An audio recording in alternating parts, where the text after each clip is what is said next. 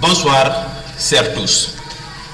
Bienvenue sur votre chaîne YouTube Medjob Informatique. Là, nous allons donc faire un informatique pour débutants, ceux qui veulent utiliser le bureautique. D'abord, notre premier outil de travail, Microsoft Office, donc un produit de Microsoft. Donc, on a terminé notre cours avec l'onglet Accueil et fait sous-onglets, les 5 sous-onglets que l'onglet Accueil dispose. Donc là, nous allons attaquer notre deuxième onglet, onglet Insertion et sous-onglet Tableau. Voilà. Donc, on va ouvrir notre produit de Microsoft Office Word et on va voir Insertion. Vous cliquez d'abord sur Insertion. Ensuite, il y a Tableau et on clique. Si par exemple, nous voulons créer un tableau rapide qui contient que 10 à 12 colonnes ou bien de 8 lignes, parce que le tableau rapide a 8 lignes, des fois 12 colonnes, des fois 10 colonnes. Ça dépend seulement donc de la mise à jour. Et si par exemple, on nous demande d'utiliser un tableau qui contient 5 colonnes et 8 lignes, et dans ce cas, on peut le faire directement avec le tableau rapide qui est là. Donc là, on a un tableau rapide. Et si nous voulons par exemple avoir un tableau de 10 colonnes et de 8 lignes, il nous suffit seulement de poser le curseur là, sur l'extrémité droite, le bas, et on clique là, automatiquement le tableau rapide s'est confectionné avec 10 colonnes et 8 lignes. Et maintenant, si on nous demande 5 colonnes et de 8 lignes, ou bien de 6 lignes, on vient seulement et on pose première colonne, première ligne, 2 colonnes, 3 colonnes, 4 colonnes, 5 colonnes. Et on descend 1, 2, 3, 4, 5 et 6 lignes. Là, on peut donc cliquer. On a donc confectionné un tableau rapide. Mais si le nombre de colonnes ou le nombre de lignes dépasse le tableau rapide, cela veut dire les 8 lignes du tableau rapide ou bien les 10 colonnes du tableau rapide, là, vous devez automatiquement cliquer. Vous ne devez plus utiliser le tableau rapide, mais plutôt utiliser insérer un tableau. Voilà, donc je clique sur insérer un tableau. Lorsque vous cliquez sur insérer un tableau, vous aurez donc une commande de questions qui questionnaire qui vous demandera nombre de colonnes et nombre de lignes.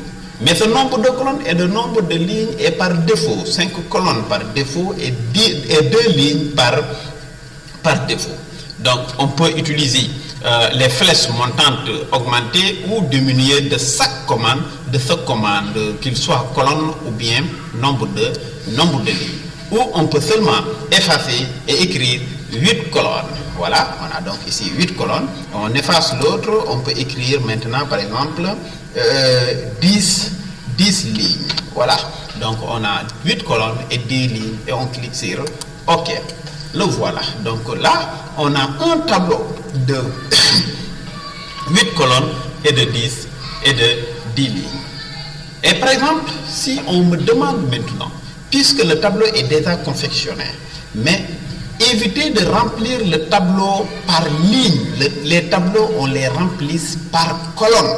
Pourquoi? Parce que vous pouvez avoir ce qu'on appelle confusion de données. Les données, vous pouvez commencer à écrire par ligne et il y a ce qu'on appelle confusion de données. Là, le tableau, les résultats ne seront plus les mêmes. Donc, ce qu'on vous dit, ou bien ce qu'on vous demande, ou bien ce que vous devez faire, c'est de le saisir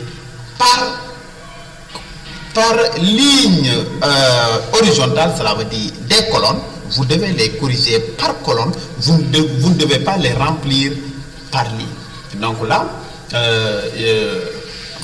je vais donc, mais les titres des colonnes, vous pouvez les remplir d'abord par ligne, ensuite venir remplir les données par colonne.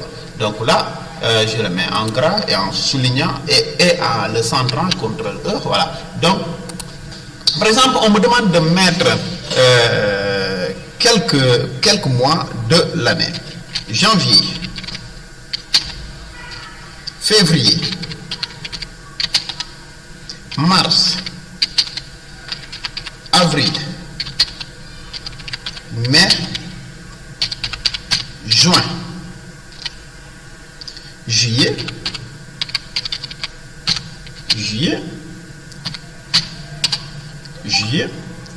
août.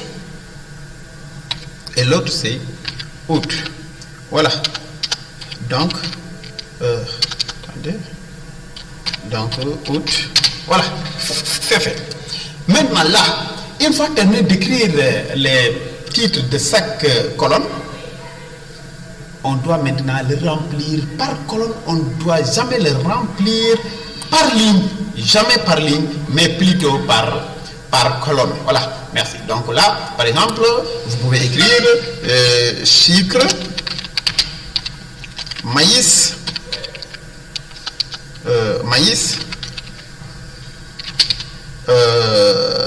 mil, sorgho, ou bien café, ainsi de suite, ainsi de suite. Donc c'est comme ça qu'on remplit un tableau. Vous ne devez jamais le faire par ligne, mais plutôt par colonne. Voilà, donc là c'est un autre cours d'aujourd'hui pour préparer un tableau, comment confectionner un tableau, mais comme je vous l'avais dit, avec le ruban, avec les onglets, qu'il soit tableau, image, vidéo ou